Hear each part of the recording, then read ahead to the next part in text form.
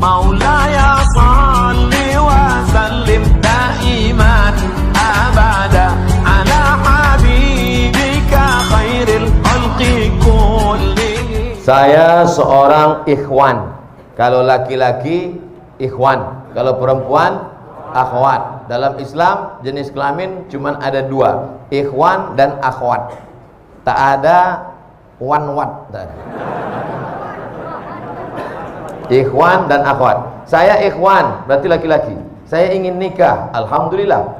Cuma calon mertua saya minta resepsi. Bagus. Ada seorang sahabat Nabi namanya Abdurrahman bin Auf. Siapa namanya? Abdurrahman bin Auf. Tangannya kuning-kuning bekas minyak za'faran. Minyak za'faran dipakai ketika orang nikah. Nabi nanya, Abdurrahman bin Auf, iya, itu tanganmu kuning-kuning. Iya. Kamu nikah? Iya. Aulim walau bisatin, potonglah kambing. Kenapa nggak buat resepsi? Calon mertua minta resepsi, bagus. Tapi harus megah. Wa na'uzubillah.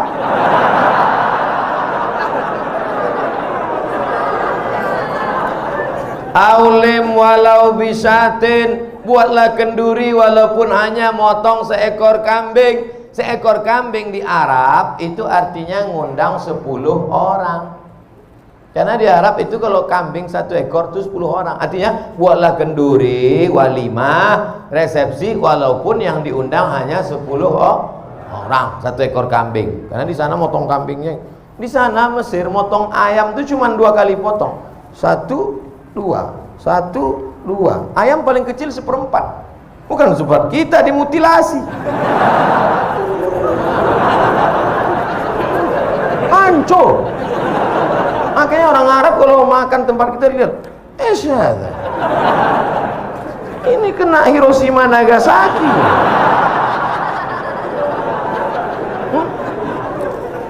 Wahai ibu-ibu yang berada di bawah, saya minta malam tahun baru hijrah ini hanya 1 permintaanku, Bu, turunkan harga mahar. Takbir. Takbir. Ketahuan tak bermodal. Yang penting anakmu menikah dengan laki-laki yang soleh-soleh ini, soleh. Aku bersaksi di hadapan Allah bahwa yang ada di hadapanku ini adalah pemuda yang soleh. Mereka sudah mau datang ke masjid, sholat berjamaah, meninggalkan segala macam aktivitas malam ini. Tiba-tiba datang dia meminang anak gadismu dengan cara yang baik. Bapak, saya mau hubungan ini tidak hanya sekedar pertemanan, tapi ingin lebih dekat, mau minang. Apa nanti datang-datang sini? Naik apa tadi kemari? Naik Grab, Pak. Pulang.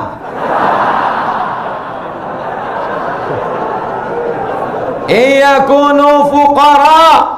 Kalau yang datang itu miskin, susah, yughnihimullah. Ada rezeki sendiri, ada rezeki berdua, ada rezeki bertiga, digabungkan Allah rezeki, dibukakannya pintu-pintu rezeki. Idza ja'akum man tardawna dinahu. Kalau datang meminang anak gadismu laki-laki, dinahu, agamanya baik, wa khuluquhu, akhlaknya baik, fazawwijuhu, nikahkan dia dengan anakmu. Kalau kebetulan kau kaya, mobilmu mewah, duitmu banyak, katakan kepada dia, kau jaga anakku baik-baik, masalah urusan belanja ku tanggung dulu beberapa bulan, tapi jangan lama-lama kali. Sementara Allah bukakan pintu rezeki untukmu. Tapi kalau kau macam-macam sama anakku, habisi kau nanti. Cuman saya baru nabung, Pak Ustadz. Saya mau terus apa mundur, Pak Ustadz? Pantang mundur. Lanjutkan. Jangan mundur. Jangan mundur. Setapak pun kau jangan mundur. Allah bersamamu. Minjam uang, Pak Ustadz? Enggak ada.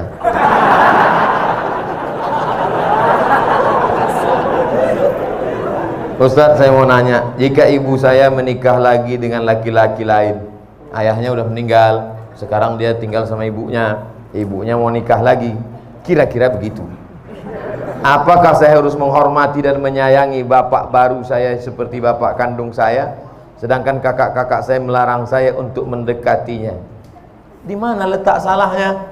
Bapakmu yang baru itu rajin sholat berjamaah ke Jami' Al-Abrar, dia mendengarkan ceramah Ustadz Somad, dan dia pula orang yang baik, sopan santun. Kau tidak suka hanya karena dia bukan bapakmu. Itu takdir Allah, itu ketetapan Allah. Kenapa engkau tidak ridha menerimanya? Kecuali bapakmu yang baru itu sakau, pengedar narkoba. Itu pun kau tak boleh benci, kau tetap baik sama dia. Tenang ya Pak, tenang. Kau pergi lapor ke BNN. Ini banyak sekarang anak-anak yang keliru. Setelah bapaknya meninggal, ibunya dibiarkannya sendiri, padahal ibunya perlu nafkah, perlu kasih sayang. Maka sampaikan kepada dia, Mama, kalau mau menikah lagi, menikahlah, biar kami susun tim fit and proper test. Begitu. Masukkan saya tim, nanti saya seleksi ayah kalian. Begitu juga sebaliknya. Ibu kalian meninggal, ayah kalian sebatang kara, jangan kalian biarkan dia sendiri. Dia perlu ada yang memasak, ada yang merawat, ada yang menjaga dia. Bukan sekedar cuci, laundry banyak. Kalau sekedar makan, rumah makan, restoran banyak, tapi dia perlu kasih sayang. Ini ada orang bapaknya ada sendiri, emaknya meninggal, dia kasih tahu, Papa, kalau mau pergi ke Surabaya, kakak ada. Kalau mau pergi ke Singapura, adik ada. Kalau mau ke Jakarta, saya ada. Kemana papa terbang, tak usah pikirkan. Kata bapaknya, kalian kemana aku terbang aja yang kalian pikirkan. Kemana aku hinggap tak kalian pikirkan.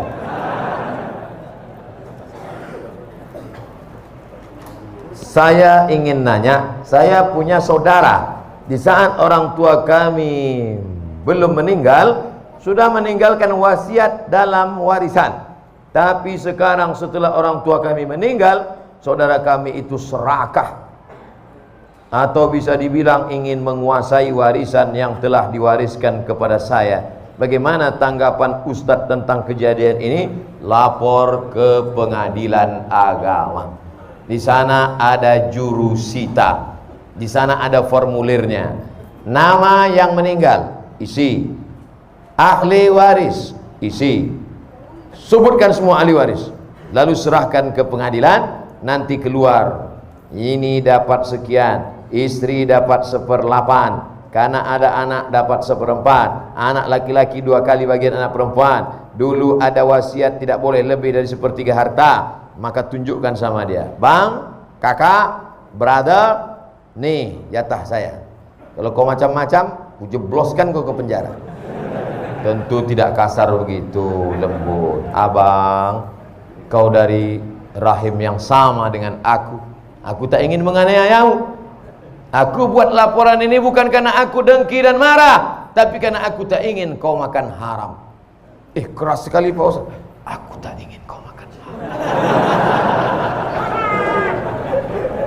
Kalau ada kalian menuntut adik, abang, kakak, itu bukan berarti zalim, tapi menjaga dia, anaknya dan istrinya supaya jangan sampai makan hak. Bayangkan ini kalau didiamkan, dikuasainya harta warisan, tanah dikuasainya, kebun dikuasainya, angkot dikuasainya, makan haram dia, anaknya, cucunya, istrinya. Maka selamatkan saudara ini dengan cara menegakkan hukum warisan ke kantor pengadilan agama. Ada jurusita, disita nanti itu. Saya sudah setahun hijrah. Lalu belum lama ini saya bertemu kembali dan dengan mantan yang dulu pernah saya kenal. Berarti CLBK, cucian lama belum kering. Anak-anak ketawa macam pahaman.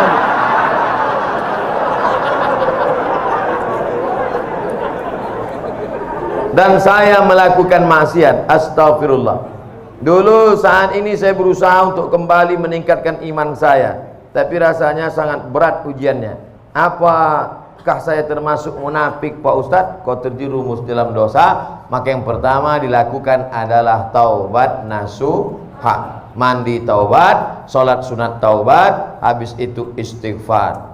Ma min muslimin yudhnibu dzamban, kalau ada orang silap, khilaf, salah, terjerumus dalam dosa, tsumma yatatahhar, mandi taubat, tsumma yusalli rak'ataini, salat sunat taubat 2 rakaat, tsumma yastaghfirullah, minta ampun kepada Allah. Astaghfirullah Rabbal baraya, astaghfirullah minal khataya. Setelah sholat istighfar, lalu kemudian buka HP, cari nama dia, delete, update status, mohon maaf untuk sementara kita tak usah jumpa dulu setan.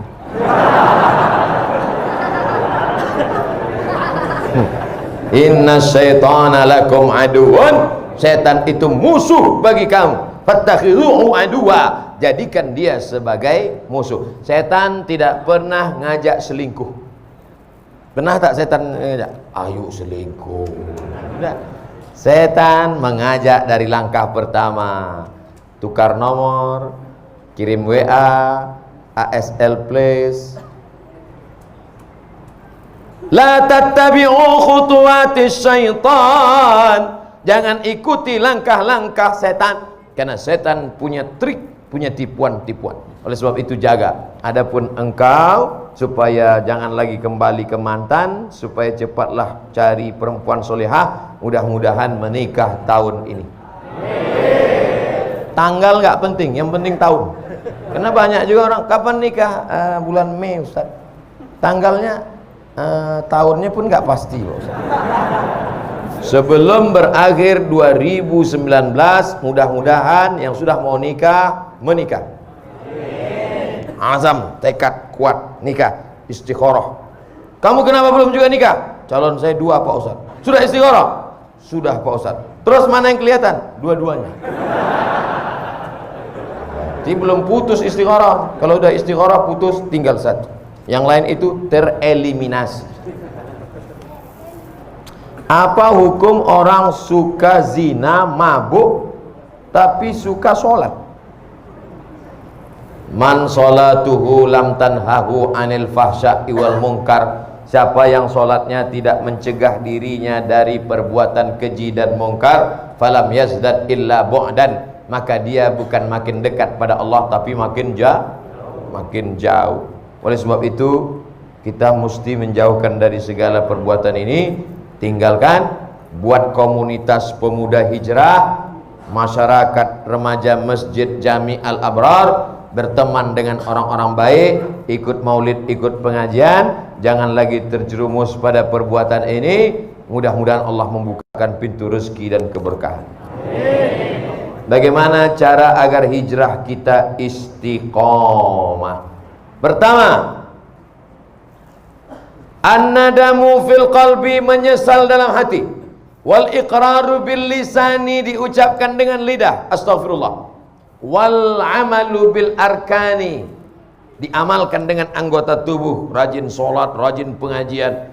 Tapi saya Pak Ustadz masih tetap teringat-ingat, terbayang-bayang sama mantan. Hilangkan nomornya. Hadiah-hadiah yang dia kasih dulu dalam bentuk gelang, cincin, rantai, anting, buang semuanya. Karena kalau itu masih dilihat, teringat, terbayang, buang. Dulu dia kasih ada sendal Pak Ustadz, buang, ganti sendal baru. Dulu dia nggak ada ngasih duit Pak Ustadz, jangan.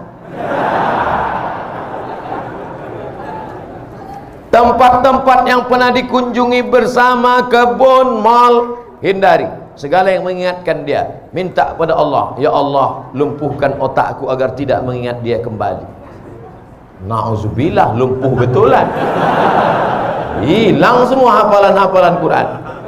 Supaya hanya berzikir. Walladzina idza fa'alu fa'ishatan, kalau ada terlintas di pikiran macam-macam, au zalamu anfusahum, kalau dia menganiaya dirinya, zakarullah, istighfar. Jadi yang pertama, taubat nasuha dengan syarat dan ketentuan berlaku. Yang kedua, menggabungkan diri dengan komunitas hijrah. Bapak-bapak yang sudah hijrah, komunitas. Anak-anak muda yang hijrah, komunitas. Anak-anak belum ada dosa lagi. Kalian belum ada dosa, belum akil balik.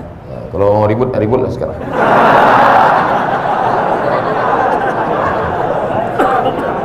Gabungkan diri, karena ini lemah. Satu pohon kayu di tengah hutan, datang angin kencang, patah. Dengan angin puting beliung, tercabut. Tapi kalau dia di tengah kayu-kayu lain, angin kencang, dia slow. Datang angin kencang, dia slow aja. Kenapa? Yang pinggir-pinggir itu yang kena.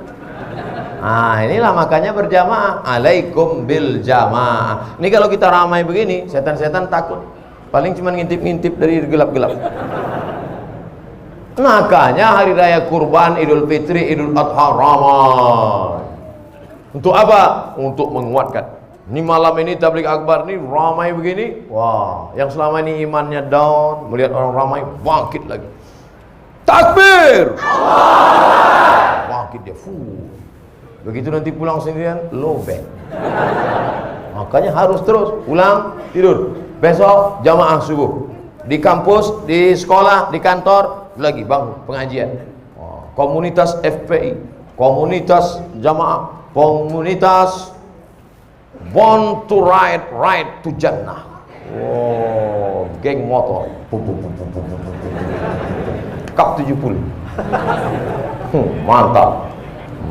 Touring. Mana-mana. Touringnya bukan tanggung, 6 jam. Di bengkel 4 jam. Enggak apa-apa. Yang penting kebersamaannya, bro. Bukan yang kau kendarai, bukan tujuannya, tapi ada kebersamaan. Pas lagi naik, kawan dorong di belakang. Betul, yang penting kebersamaan. Kata kawan di belakang, aku udah mau mampus, kau yang enak.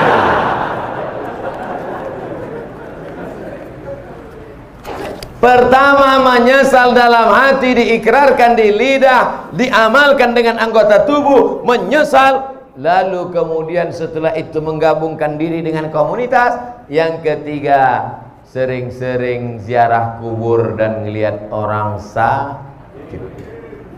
Saya pergi ngelihat orang sakit, anak muda umur 23 tahun mandi di pantai, tiba-tiba luka sedikit aja.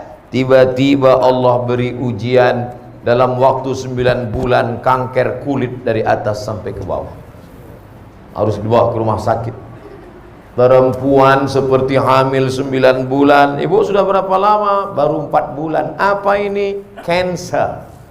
Orang barat menyebutnya cancer. C-A-N-C-E-R. Cancer. Orang kita payah nyebut cancer. Apa ini? Kanker. Tumor. Harus dibuang daging dalam.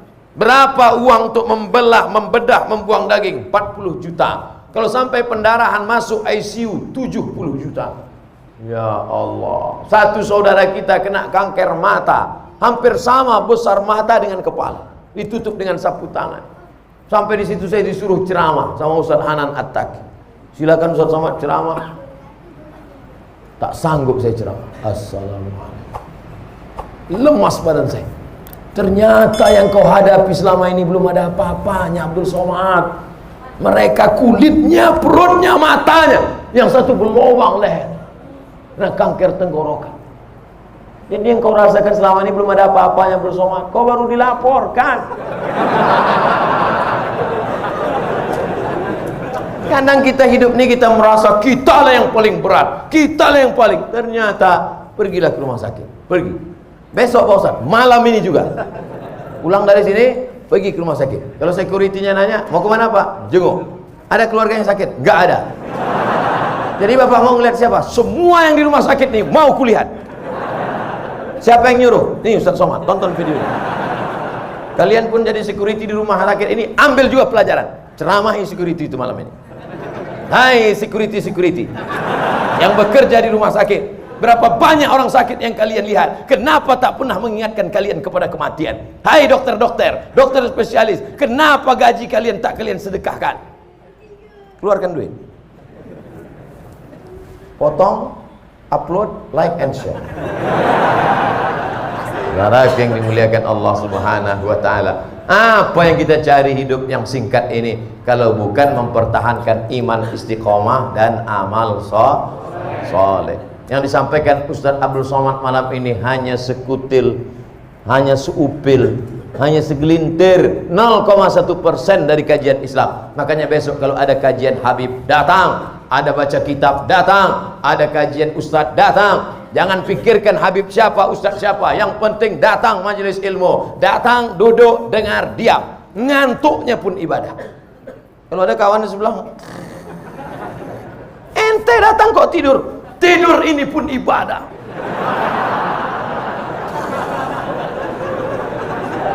Masya Allah, tabarakallah. Untuk mengharapkan keberkahan dari Allah Subhanahu wa ta'ala, mari kita sama-sama berdoa dengan kemuliaan surat Al-Fatihah. A'udzu billahi minasy syaithanir rajim. Bismillahirrahmanirrahim. Alhamdulillahi rabbil alamin. Ar-Rahmanir Rahim. Maliki yaumiddin. Iyyaka na'budu wa iyyaka nasta'in. Ihdinas siratal mustaqim. Siratal ladzina an'amta 'alaihim ghairil maghdubi 'alaihim waladdallin. Amin. Allahumma salli ala sayyidina Muhammad wa ala ali sayyidina Muhammad.